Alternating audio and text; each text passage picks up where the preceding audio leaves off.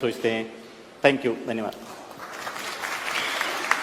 देखिए, हमारे देश का एक दुर्भाग्य है कि आजादी के बाद भारत की महान परंपरा, संस्कृति, इतिहास उसको भुला देने का भरसक प्रयास हुआ है।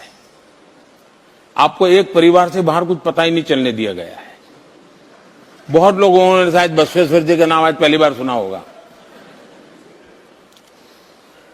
12th सेंचुरी के महापुरुष, कर्नाटक के। और मैं आप में से किसी को रुचि हो तो भगवान बसवेश्वर के वचन पढ़ने जैसे हैं और आज सभी भाषाओं में उपलब्ध है, सभी भाषाओं में उपलब्ध है। आज उनकी जन्म जयंती है, तो मैंने आज मेरे बिजी शेड्यूल में भी थोड़ा समय निकाला था और यहां पर जो पिछले बार मैं जब आया था, जिस स्टैच्यू का मुझे अनावरण करने का मौका मिला था, तो वहां जाकर के मैं खुद आज नमन करने चला गया था।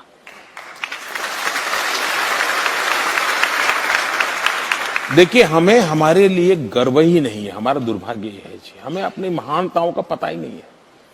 हम मैग्ना कार्टा के लिए जानते हैं, पढ़ते हैं, हम डेमोक्रेटिक वैल्यूज के लिए दुनिया से सारी बातें होता है।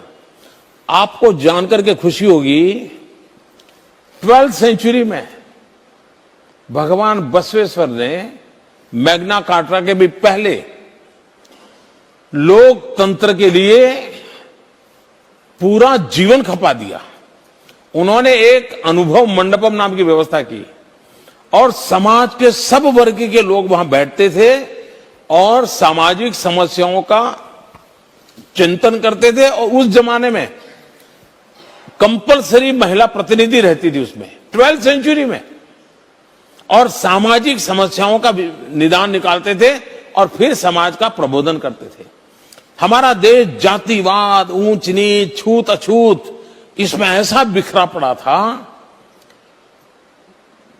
भगवान बसवेश्वर ने इन सबको एक छत्र छाया में ला करके ऊंच नीच, जातिवाद को समाप्त करके सबको जोड़ने का बहुत बड़ा काम किया था। और अभी जो आपने बेसब्री वाली बात कही थी, मुझे भगवान बसवेश्वर जी की एक बात याद आती है। उनका एक वचन है, उस वचन में उन्होंने कहा है कि जहां ठहराव है, मुझे शब्द मेरे होंगे लेकिन मुझे भाव याद है, जहां ठहराव है वहां जिंदगी समाप्त है और जहां पर गति है वहां पर जिंदगी के नए आयाम की संभावनाएं नित्य नूतन होती हैं। इस प्रकार का भाव भगवान बसवेश्वर के वचन में है, जहां ठहराव को मृत्यु माना है उन्होंने उस जमाने में।